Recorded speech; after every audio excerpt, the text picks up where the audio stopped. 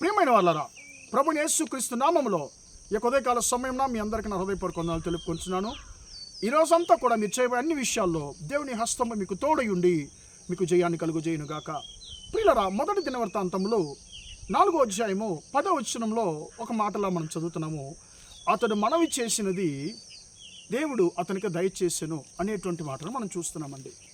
ఈ యొక్క ఉదయకాల సమయంలో ప్రభువైన దేవుడు నిన్ను నన్ను చూసి ఆయన అంటున్నాడు, నా కుమారుడు, నా కుమార్తె, నీవు నా దగ్గర నా యొద్ద నువ్వు మనవి చేసినటువంటి నీ మనవిని నేను ఆలకించి ఉన్నాను.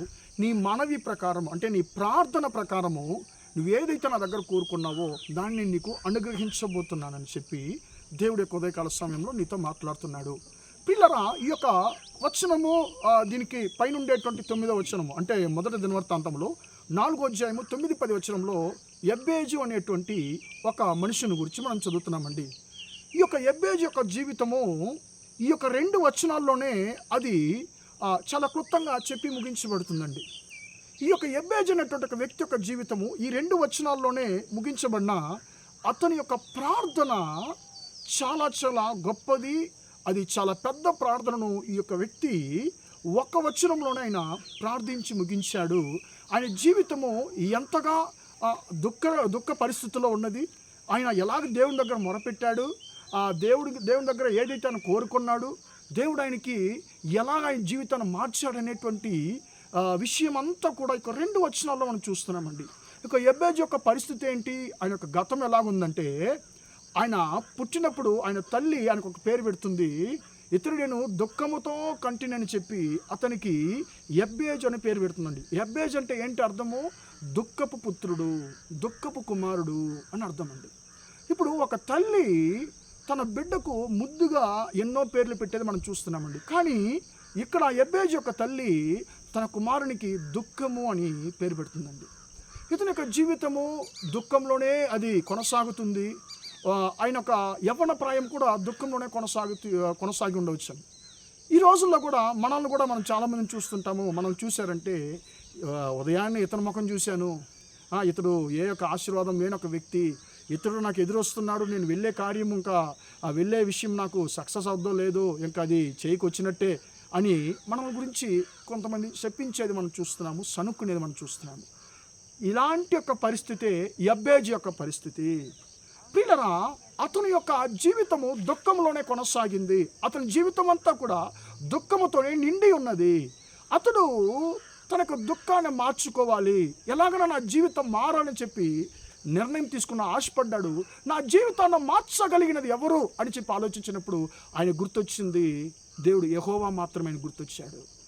ఆయన పాదాలు నేను పట్టుకుంటే మాత్రమే, ఆయన దగ్గర నేను విన్నపిస్తే మాత్రమే నాకు ఆ పరిస్థితి, నా జీవితం, నా సమస్యలు మారిపోతుందని చెప్పి ఒక నిర్ణయం తీసుకున్నాడు.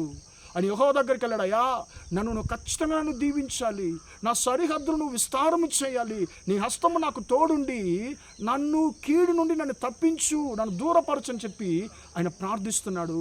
ప్రియులరా, ఆయన దుఃఖం ఆయన వెంటాడుతుందని చెప్పి ఆయన చెప్తున్నాడు. ప్రియులరా, ఎక్కడికి వెళ్ళినా కూడా దుఃఖం ఆయన వెంటాడుతూనే ఉంటుంది. ఆయనకి నెమ్మది లేదు, సంతోషం లేదు. ఎక్కడికి వెళ్ళినా ఏది చేసినా కూడా ఆయన జీవితంలో ఆయనకి మిగిలిందంతా కూడా దుఃఖమే. ప్రియమైన సహోదరా, సహోదరి, నీ జీవితంలో ఒకవేళ యబ్బేజు లాగా నీ జీవితం దుఃఖంలోనే కొనసాగుతుందా? నువ్వు ఎలాంటి ప్రయత్నం చేసినా, ఏ విషయం ప్రయత్నం చేసినా కూడా అంతా కూడా అది ఫెయిలియర్లోనే, లాస్లోనే వెళ్ళిపోతుందా? ఈరోజు ఉదయకాల సమయాన యేసయ్య నీతో ప్రవచనంగా మాట్లాడుతున్నాడు. నా కుమారుడా, నా కుమార్తె, నీ జీవితాన్ని నేను మారుస్తాను. నీవు నాకు విజ్ఞాపించినప్పుడు, నీవు నా దగ్గర నువ్వు ప్రార్థించినప్పుడు నేను ఖచ్చితంగా నీ యొక్క మనవి ప్రకారము నేను నీకు దయచేస్తానని చెప్పి అంటున్నాడు. నా ప్రియమైన సహోదరా, సహోదరి, ఒకవేళ అయ్యా నా జీవితం మారాలి, నా జీవితంలో ఒక మార్పు కావాలి, నా జీవితంలో ఒక జయము కావాలని చెప్పి నువ్వు కోరుకుంటున్నావేమో, యేసయ్య అంటున్నాడు, నీవు మనవి చేసినటువంటి మనవిని నేను నీకు దయచేయబోతున్నానని చెప్పి యేసయ్య అంటున్నాడు. కాబట్టి ధైర్యంగా ఉందాము. ఖచ్చితంగా యబ్బేజు యొక్క జీవితాన్ని మార్చినటువంటి దేవుడు ఈరోజు నీ జీవితాన్ని కూడా మార్చబోతున్నాడు.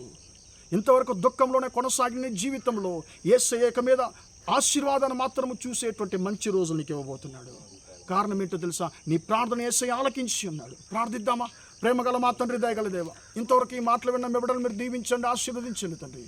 ఎబ్బేజు చేసిన మనవి ప్రకారం తండ్రి నువ్వు దయచేసిన దేవుడవు, ఎబ్బేజు ప్రార్థన ఆలకించినటువంటి దేవుడవు తండ్రి. మా సహోదర సహోదరులు తండ్రి నీ దగ్గర ఏదైతే కోరుకుంటున్నారో తండ్రి, వారి యొక్క మనవి ప్రకారం తండ్రి మీరు దయచేసి ఆశీర్వదించమని యేసు క్రీస్తు నామములో ప్రార్థించి అడిగి వేడుకొంచున్నాను తండ్రి. ఆమేన్, ఆమేన్, ఆమేన్.